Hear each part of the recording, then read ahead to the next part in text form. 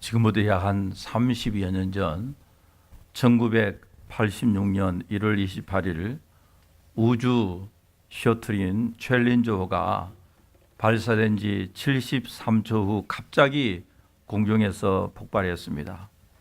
이 사고로 타고 있던 승무원 7명이 전원 사망했을 뿐만 아니라 그 당시에 약 4억 5천만 불이라는 금전적인 큰 손실을 입었습니다.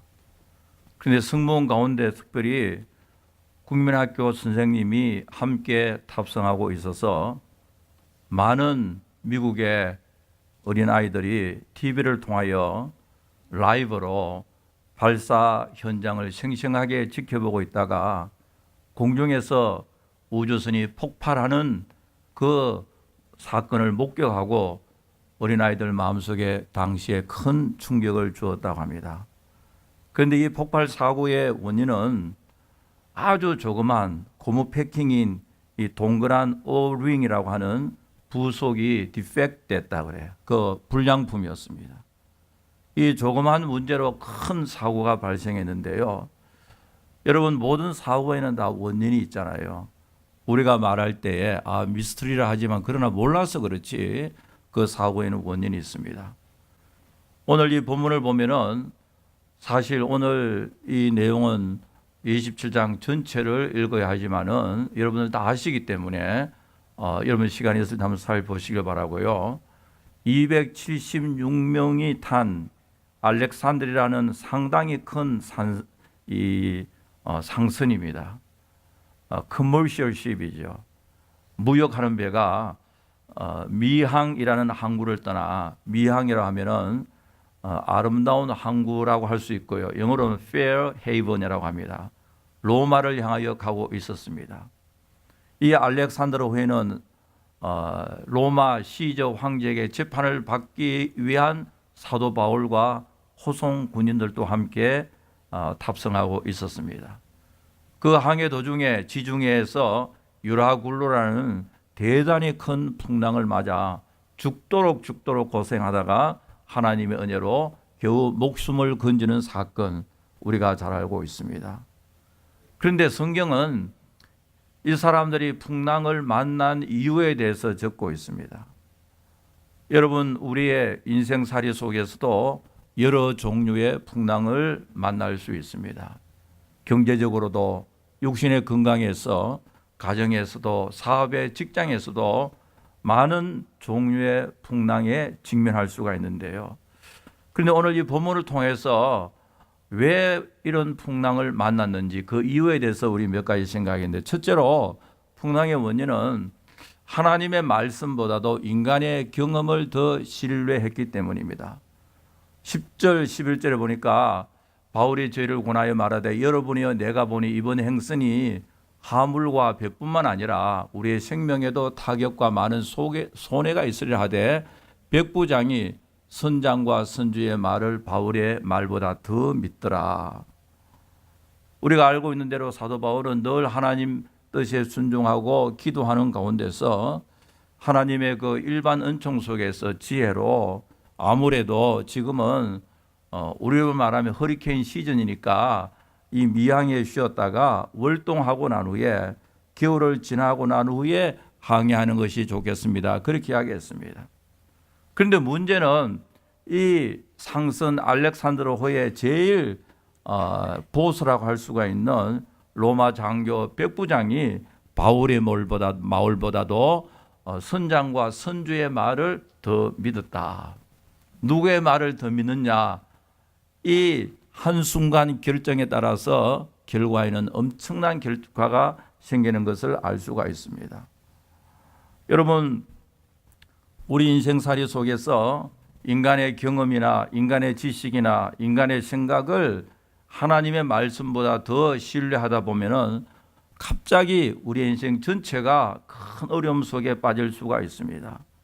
우리가 믿었던 사람이나 인간의 지식, 인간의 경험, 이 모든 것 한순간에 무너져 내릴 수가 있습니다.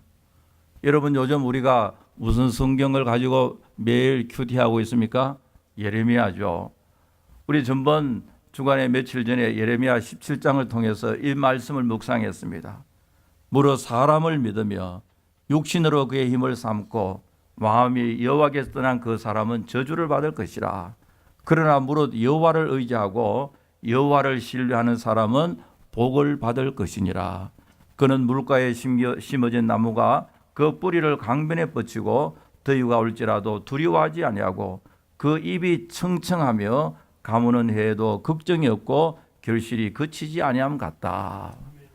사람을 의지하지 않고 인간의 지식이나 경험을 의지 않고 여호와를 의지하는 사람은 이와 같다. 여러분, 우리 교회 모든 성도들은 하나님을 의지하는 삶을 사시기를 간절히 바랍니다. 시편 4편 8절에 보니까요, 내가 평안히 눕고 자기도 하리니 나를 안전히 거하게 하시는 이는 오직 여호와시니라. 오직 하나님이 우리에게 평강을 주시고 안전을 주실 줄 분명히 믿습니다. 1912년 영국에서 어마어마한 배 한 척을 건조했습니다. 당시에 가장 크고 가장 웅장하고 가장 팬시한 호화스러운 여객선이었습니다. 영국은 해가 지지 않는 나라라는 이름에 걸맞게 해양 대국의 명예를 걸고 마치 큰 섬과 같은 튼튼한 여객선을 만들었습니다. 그리고 그 이름을 타이탄이라고 붙이고 절대로 침몰될 수 없는 배다. 아주 프라우드하게 생각했습니다. 자랑으로 생각했습니다. 그리고 어떤 사람들은요, 하나님도 침몰시킬 수 없는 배라 그렇게 생각했습니다. 호언장담했습니다. 그런데 바로 이 배가 1912년 4월 14일 대서양을 횡단하기 위하여 천여 항해하던 중에서 뉴펀들랜드 해역에서 빙산에 부딪혀서 침몰했잖아요. 그 당시에 2208명 중에 1513명이 익사하고 말았는데요. 그런데 영국에서 출발하여 대서양을 건너는 중에 동쪽 캐나다 동쪽 바다에 있는 뉴펀들랜드 섬에 이르기 전에 북극에서 떠내려오는 빙산을 조심하라는 무전을 5번이나 받았다 그래요. 6번째 무전 내용은 지금 큰 빙산이 그곳을 향하여 떠내려오니까 조심하라, 얼준탄 워닝을 보냈습니다. 그때 타이타닉 호항에서는 기고만장한 태도로 시끄럽다, 닥쳐라, 내가 지금 바쁘다 말이 하면서 무시하고 답신은 오히려 더 아주 부정적으로 답신했습니다. 6번째 무전 받고 난 후 정확히 35분이 지나서 그 웅장하고 대단했던 아주 프라우드하게 생각했던 그 호화 여객선이 북극에서 떠내려오는 거대한 빙산과 충돌하여 바다 밑으로 그만 침몰하고 말았습니다.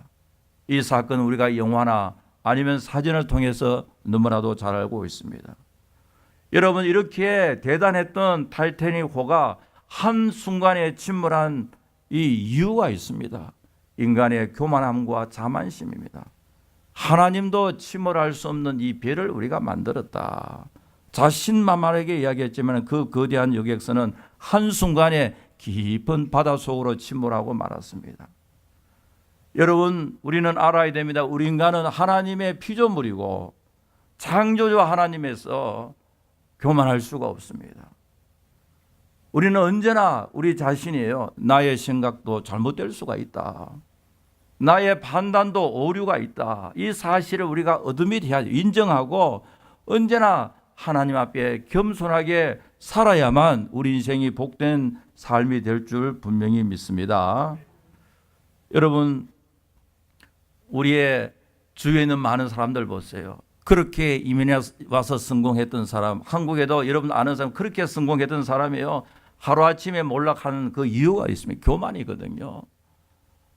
우리는 인간의 지식이나 인간의 경험을 궁극적으로 절대적으로 신뢰할 수 없습니다. 인간의 지식이나 경험도 항상 오류가 있습니다. 사람이 하는 일은 다 문제가 있고 오류가 있습니다.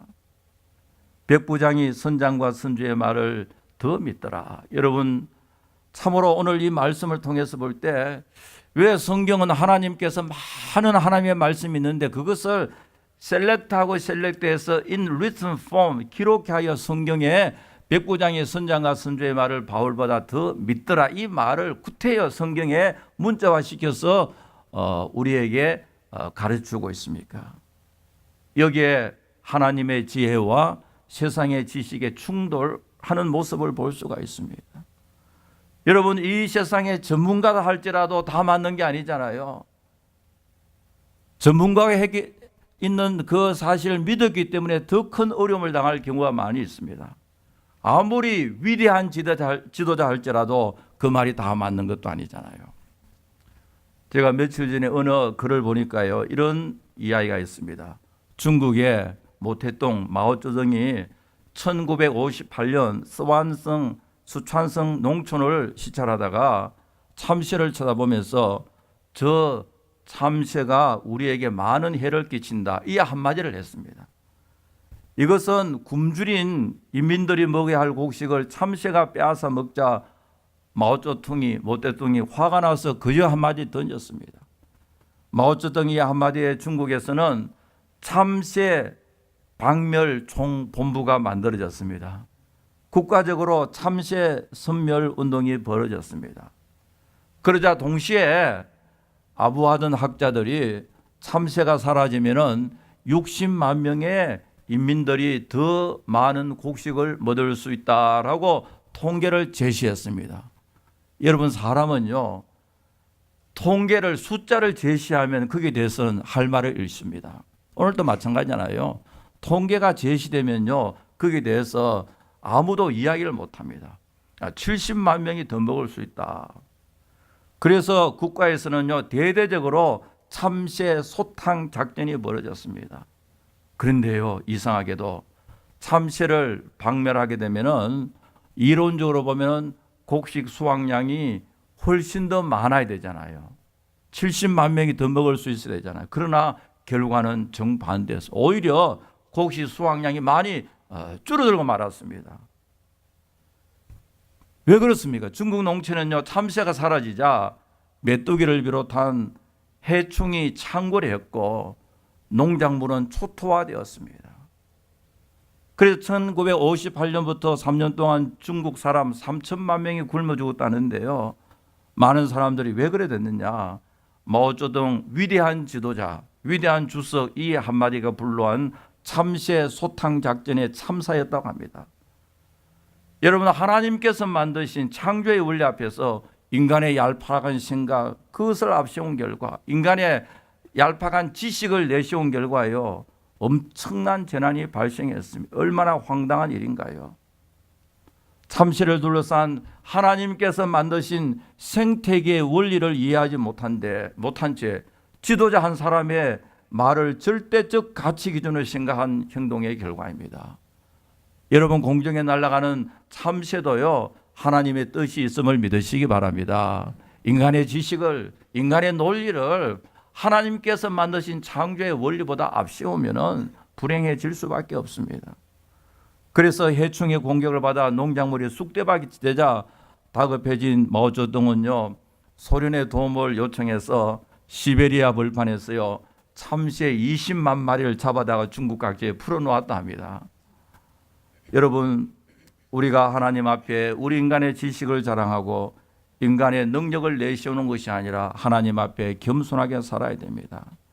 하나님 앞에 겸손하게 살 때 하나님께서 우리의 인생을 가장 복된 길로 인도해 주실 줄 믿습니다. 두 번째로, 풍랑을 만난 그 이유가 뭘까? 성경은 또 이렇게 기록하고 있습니다. 인간의 편안함을 추구하기 때문이다. 그 항구가 가동하기에 불편함으로 거기에서 떠나 아무쪼록 비닉스에 가서 과동하자 하는 자가 더 많으니 비닉스는 그레데 항구라 한편은 동북을 한편은 동남을 향하였더라. 지금 이 배가 로마를 향해 가는데 겨울 항해하기가 어려운 시즌입니다. 여러분, 우리가 이 캐리비안에도 보니까 허리케인 시즌이 있잖아요. 8월달, 9월달, 10월달 허리케인이 일어난단 말이죠. 그래서 사도 바울이 그렇게 하면 어차피 월동을 어디서, 겨울을 어디서 보내야 되는데 미항에서 보내자.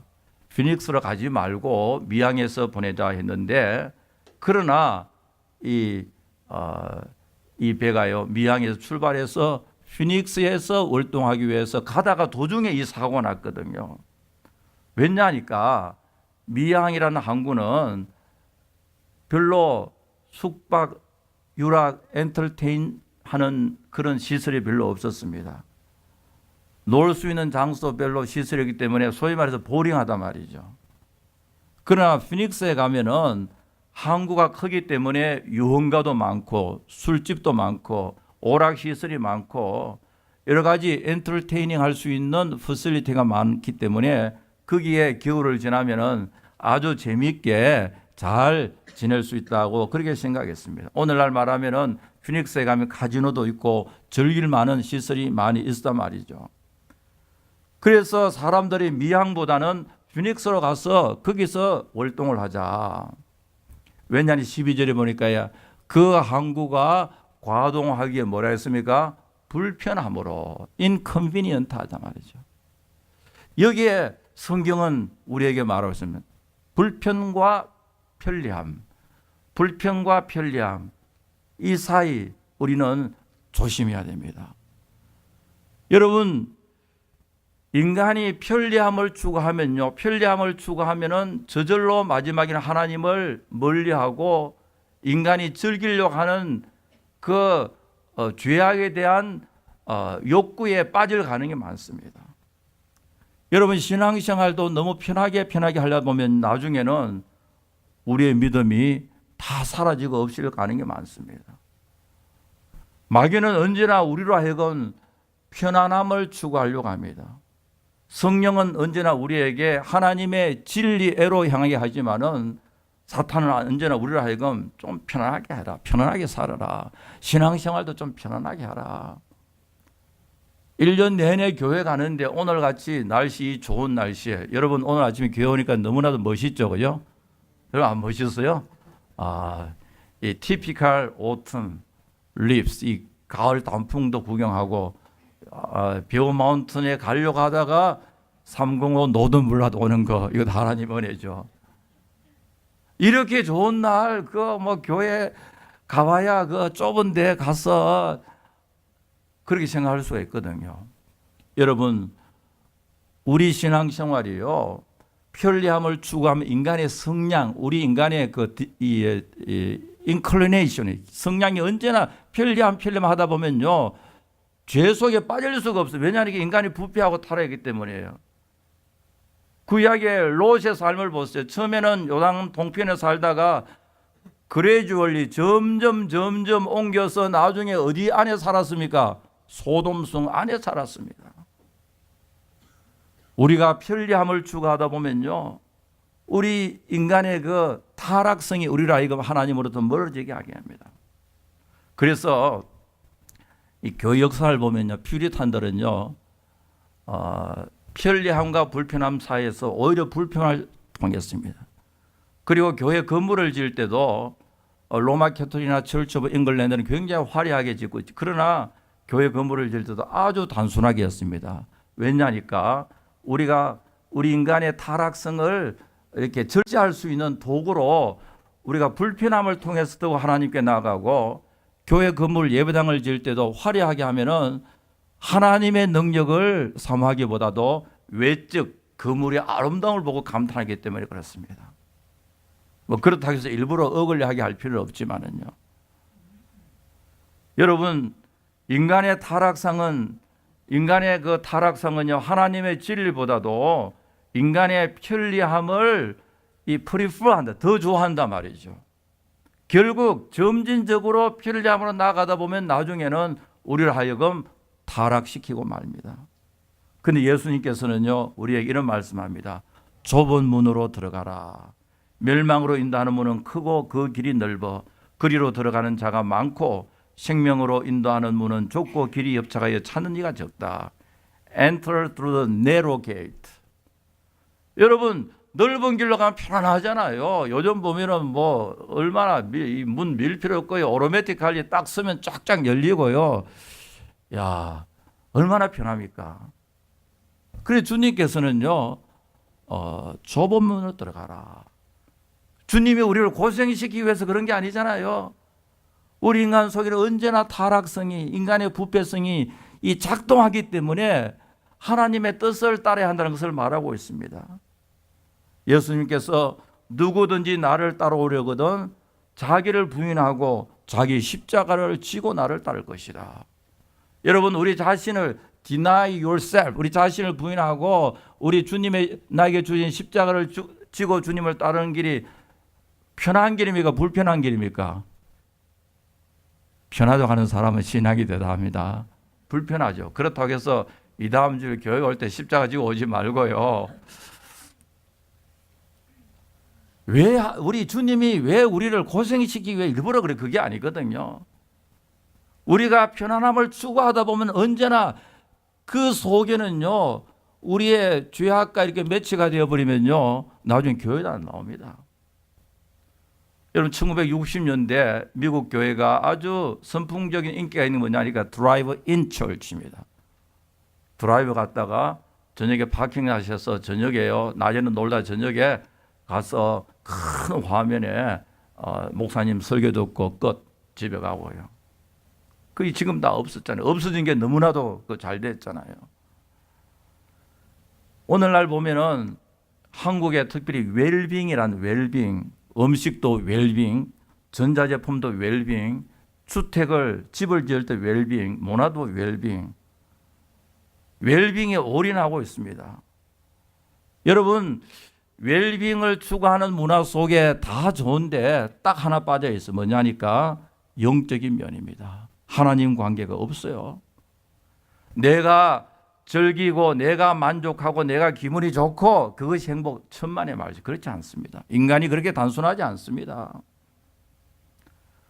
예수님 없는 웰빙은요, 절대로 그 속에 행복이 존재하지 아니함을 믿으시기 바랍니다. 우리 인간의 궁극적인 문제가 죄의 문제요, 죽음의 문제잖아요. 죄와 죽음의 문제가 해결되지 않고는요, 절대로 인간이 행복할 수가 없습니다. 그러나 우리의 죄와 죽음의 문제를 해결해 주신 분, 우리 구주 예수 그리스도이심을 믿으시기 바랍니다.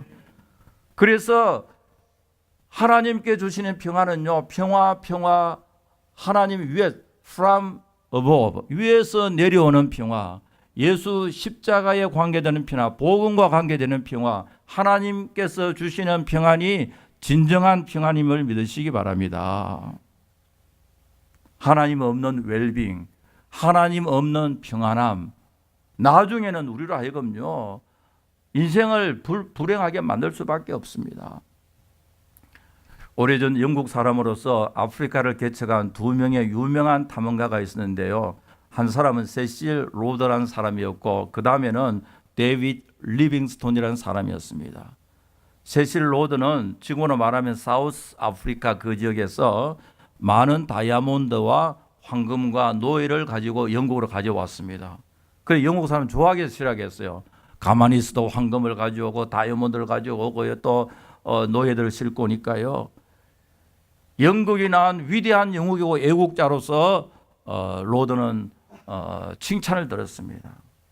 그러나 리빙스턴은요, 아프리카에게서 예수님의 복음을 전했고, 자기 조국 영국이 침략 정책을 비판하였고요, 노예와 원주민 압제를 비판하여서 투쟁했습니다. 그러니까 영국에서는요, 리빙스턴은 조국을 버린 배반자라고 이야기했습니다. 그러나 오랜 세월 후에요, 지금 로드라는 사람 이름조차도 모르지만은 리빙스턴은 영국뿐만 아니라 전 세계 사람부터 존경을 받고 사랑을 받고 있습니다. 누가 진정으로 영국을 사랑하는 사람입니까? 누가 진정으로 온 인류를 사랑하는 사람입니까? 여러분, 지금 당장 편리하게 사는 것보다도 다소 불편해도 하나님의 말씀에 순종하며 하나님의 뜻대로 살아나가시기 바랍니다.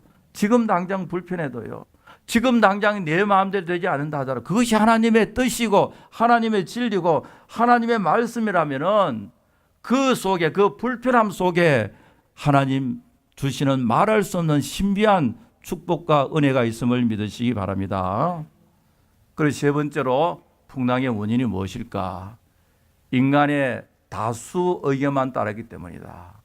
12절에 보니까 그 항구가 과동하기에 불편함으로 거기서 떠나 아무쪼록 피닉스에 가서 과동하는 자가 뭔습니까? 더 많더라. 성경은 또 더 많았다. 불편하고 더 많더라. 왜 하나님께서 이것을 문자화 시켜서 우리에게 가르치고 있습니까? 그 당시에 그 배에 탄 사람이요, 자, 우리가 다 모여가지고 다수결로 결정하자. 다수결로 결정하니까 미항에 남아서 월동하자는 사람이 많아서, 아니면 피닉스에 가서 많이 즐기면서 그곳에서 겨울을 우리가 아주 재밌게 지나자, 이 투표를 붙이니까 어느 게 더 많았습니까? 아마 절대 다수로 피닉스로 가자라는 사람이 많이 있을 거예요. 사도 바울의 의견이 이 마이너리티 오피니언이 무시당했습니다. 졌습니다. 오늘날 민주사회에서 다수결의 원리가 중요합니다. 그러나 하나님의 진리는 다수결의 원리에 의해서 작동하지 않습니다. 하나님의 나라는 사람의 숫자에서 결정되는 것이 아니라 하나님의 진리에 의해서 결정됨을 믿으시기 바랍니다. 다수가 예수님을 죽였죠. 다수가 신실한 하나님의 종 스데반을 죽였잖아요. 여러분, 우리가 구약의 민수기를 보면은 12사람이 스파이로 각 지파 12사람이 가나안 정탐꾼 갔는데요. 그 12명 가운데서 가나안에 들어가자는 사람이 몇 명이었습니까? 2사람. 우리 못 들어간다는 몇 명이에요? 10명이었잖아요. 자, 우리 민주적으로 하면서 투표로 붙였으면은 그 이스라엘에서 가나안에 들어갔겠어요? 못 들어가겠어요? 못 들어갔습니다. 하나님의 진리와 하나님의 약속은 사람의 다수에 의해서 움직여지는 게 아니라 하나님의 진리가 오히려 사람의 의견을 비판해야 됩니다. 여러분, 10명과 2명, 이거는 완전히 게임이 안 돼요. 그래도 불구하고 모세는 렛츠고 하면 가죠. 왜냐하니까 하나님의 진리이기 때문에 그렇습니다. 하나님의 진리는 인간의 투표를 결정하는 것이 아닙니다. 하나님의 진리는 인간의 이성의 논쟁의 대상도 아닙니다. 오히려 인간의 논리나 인간의 이성이나 인간의 결정이 하나님의 진리에 의해서 비판을 받고 판단되어져야 합니다. 예를 들었어요. 평양에서 투표를 합니다. 자, 뭐에 투표하냐니까 성경이 하나님의 말씀이다 아니다 투표 붙이면은 어떻게 되게 결과가요? 누가 이겼어요? 제가 다시 한번 이야기할까요? 평양에 가서 하나님이 살아 계신다는 1번과 하나님이 계시지 않는 2번은 투표하면 누가 이겼어요? 2번이 만장일치로 이겼어요. 그럼에도 불구하고 북한과 평양에서 여전히 성경은 하나님의 말씀이고 하나님 살아계심을 믿으시기 바랍니다. 진리는 인간의 다수를 결정한 게 아닙니다. 오히려 하나님의 말씀이 진리가 인간의 표결을 비판해야 됩니다. 일본 문화를 연구하는 사람은요, 대부분 그러면 개인적으로 만나면 친절하지만은 as a community, as a society, 공동체로 만나면은 다른 사람을 변한다 그래요. 일본 사람 나이스하잖아요. 저도 옛날에 학교 다닐 때 공부할 때 제 친구 중에 마사 이시하라고 있는데요. 우리 그때 20대 말에 많으면 지금 한 60이 이제 넘었을 거예요. 그런데 개인적으로 얼마나 친절한지 몰라요. 하이 그러고요. 제가 한번 하이 그러면 그 친구는 한 3번은 헤맵니다. 저는 그저 이래 하면 그는 막 고개를 숙여서 인사하는데 참 그렇지 않아요. 좋은 친구입니다. 그 미국의 anthropologist, 인류학자 중에 루스 베네딕트라는 사람이, 이 사람이 책 가운데 국화와 칼이라는 책이 있습니다. 크리센트먼 앤 소울드라는 국화와 책. 이 책은 2차 세계대전 중 1944년 미국 국무부, 미국 정부에서 일본에 대해서 좀 알고 싶다. 일본의 문화와 일본 사람을 알기 위하여서 인류학자인 루트에게 의뢰해서 루시 연구한 책입니다. 루스 베네딕트는요, 뉴욕에 태어나서 뉴욕에 자라고 뉴욕에서 공부한 사람입니다. 이 책에 보면 이 책의 타이틀이 뭐냐면 국화와 칼이다. 여러분, 꽃은 평화를 상징하지만은 한 소년은 아주 평화스러운 꽃인데 갑자기 우리 앞에 뭐를 갖다 댑니까? 칼을 탁 가둬야 된다. 이중성. 손에는 아름다운 꽃을 국화를 들고 있지만 허리에는 아주 살벌한 뭐를 차고 있습니까? 칼을 차고. 이게 바로 일본인이다.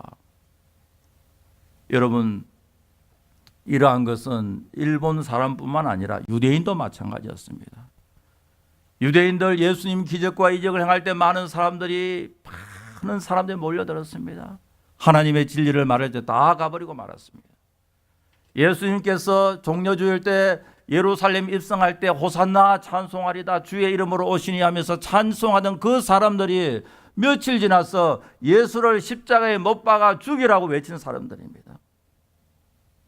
여러분, 유대인이나 일본 사람뿐만 아니라 우리 모든 인간은요, 나 자신은 우리 모두는 모순 덩어리입니다. 인간은 허물과 죄로 우리 영혼이 죽었고 죄로 말미암아 타락한 존재이기 때문에요, 인간에게 나오는 것은 선한 것이 하나도 없습니다. 일본 사람, 유대인뿐만 아니라 우리 모든 인간은요, 모순 그 자체입니다. 그런데 문제는 개인이 하나님을 대적하는 것도 문제지만은요, 이 머조리티가 이 민주적 절차를 밟아서 다수가 하나님을 대적하면 이게 더 큰 문제다고요. 뭐 한두 사람 반대 그 사람은 없애면 되지. 그러나 다수가 그래 가버리면요. 우리 한국 교회 역사를 보면요, 1938년은 참으로 부끄러운 역사가 있어요. 이게 히스토리컬 팩트입니다. 1938년 27회 장로교 총회에서 신사 참배하기를 만장일치로 결정했습니다. 물론 그 당시에 신사 참배 반대하는 주기철 목사님 비롯하여서 여러 목사님, 장로님들은 일본 경찰에 체포되어 감옥 속에 있을 때입니다. 여러분, 장로교 총회를 하면 목사와 장로들이 참여합니다. 우리 집사님들이 총회 참석하고 싶으면 뭐가 돼야 됩니까? 집사님이 참. 여러분, 목사, 장로라면 교회 대표자들이잖아요. 노예 대표자들이라고. 이 사람들이 참석해서 만장일치로 신사참배는 우상이 아니라 국민의례라. 만장일치로 누가 가결했습니까? 목사님, 장로님들이에요. 그게 27회 장로의 총회입니다. 여러분, 우리는 알아야 됩니다. 가장 마지막 결정기구인 총회에서 결정되더라도 그 결정사항이 하나님의 말씀 진리에 어긋나면 그 자체가 원인무효입니다. 장로의 총회가 진리를 결정한 것이 아니라 총회 결정이 하나님의 말씀에 의해서 비판받아야 됩니다. 우리 인간이 결정하는 것이다. 우리 인간이 진리를 결정하는, 그를 진리를 결정할 수 있는 능력이 우리한테 없습니다. 하나님의 말씀이 우리의 결정을 비판하고 우리의 결정 하나님의 말씀의 비판을 받아야 된단 말이죠. 러시아의 음악가 차이코프스키라는 음악가가 1812년 서곡이라는 작품이 있습니다. 1812 Overture라는 이 음악인데요. 이 음악은 러시아 군대가 나폴레옹 군대를 물리친 것을 기념하여서 만든 음악입니다. 별명이 장음 서곡이라 그렇게 말하는데요. 1812년은 나폴레옹이 모스크바를 침공한 해를 묘사해서 만든 작품입니다. 여기에 5개의 주제가 나오는데요. 제일 먼저는 프랑스의 국가입니다. 나머지 4개는 러시아의 국가와 러시아의 민요인데요. 처음에는 프랑스 국가가 큰 소리 나오다가 그 볼륨이 점점 디크리센트입니다. 점점 작아지고 러시아의 국가와 민요가 점점 크리센트 돼서 막 커지다가 포탄 소리와 함께 막 포탄 소리와 함께 이제 클라이맥스를 이루는데요. 한마디로 말해서 러시아가 패배하고 프랑스가 패배하고 러시아가 승리한다는 것이 이 음악의 총 팀 주제가 됩니다. 그러나 그 당시에요, 나폴레옹이 프랑스 군대를 이끌고 러시아를 쳐들어올 때요, 군사적으로 경제적으로 모든 면에 있어서는 러시아를 이길 수밖에 없었습니다. 나폴레옹은 자신만만하게 많은 군사력을 동원해서 러시아를 침공했고 반드시 모스크바를 점령할 수 있다, 이런 확신을 가지고 그곳이 왔습니다. 그러나 모스크바의 추이와 후방에서 보급 차단, 러시아 군대의 끈질긴 저항으로 마침내 나폴레옹이 패배하고 말았는데요. 여러분, 우리가 나폴레옹이라고 생각나는 구절이 뭡니까? 내 사전에는 불가능이 없다. 바로 그 말 때문에 패배했습니다. 패배의 가장 큰 원인은 교만입니다. 오히려 말을 바꿔야 돼요. 내 사전에는 뭐가 없습니까? 가능이 없다 그러죠. 자기가 하나님이에요. 전능하신 하나님이 하신 일이 모두가 아름답게 끝나고 승리지, 왜 자기 사전에 불가능이 없어요? 좀 바꾸세요. 전화해가지고, 나폴레옹한테 전화해가지고요. 교만은 우리를 망하게 만듭니다. 우리는 항상 하나님 앞에 겸손해야 됩니다. 그 20세기에 그 실존주의 철학이 굉장히 유행했는데요. 그 중에 이 하이데거라는 유명한 철학자가 있었는데, 이분은 이 존재와 시간, being and time으로 유명하고, 인간을 던져진 존재다, thrown being이다라고 하는데요. 하이데거에 따르면은 인간은 자기 자신의 의지가 전혀 상관없이 우리의 삶을 던져진 존재다. 나의 의지와 상관없이. 그러므로 이 무의미를 의미 있게 만들려 하면은 던져진 존재에서 던지는 존재로 바꿔야 된다. 뭐 말이 알쏭달쏭한데요. 인간은 던져진 존재인데 허무함에서 의미를 갖고 무에서 유한 인생 되기 위해서는 던져진 존재에서 벌떡 일어나서 던지는 존재로 내가 적극적으로 삶을 살아야 된다. 그런 이야기를 했습니다. 실존주의 철학에서는 인간에 대해서 많은 연구를 했거든요. 많은 인간이 무엇일까? 삶의 의미가 뭘까? 존재와 가치가 뭘까? 그러나 아직까지요, 거기에 대해서 명쾌한 대답을 아무도 주지 못합니다. 왜냐하니까 우리 인간은 하나님의 피조물로서 우리 인간의 가치와 존재 의미는 창조주 하나님과의 관계성 속에 있을 때에 비로소 인간의 존재의 의미와 가치를 깨달을 수가 있습니다. 하나님을 알지 못하면요, 인간이 누군지 알 수가 없습니다. 여러분, 우리 인간은 원래부터 하나님을 섬기고 하나님을 경외하도록 그렇게 만들어 주셨는데요, 우리의 창조자 하나님을 떠나서 아무리 인간이 누군지 연구해 본들 그게 무슨 대답이 있겠습니까? 그래서 어거스틴은요, 이렇게 기도, 하나님이시여, 우리는 당신을 위하여 지음을 받았기 때문에 We are created for you. 하나님을 위해서 지음을 받았기 때문에 하나님의 품에 안기기 전에는 우리에게 평안이 없습니다.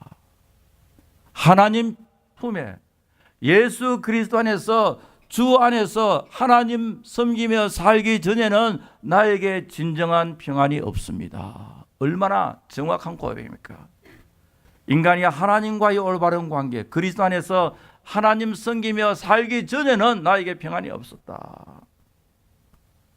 여러분, 우리 크리스찬들이요, 신앙이 어릴 때는 주로 물질의 문제, 건강의 문제, 뭐 가정의 문제, 이 모든 일들을 가지고 고민을 합니다.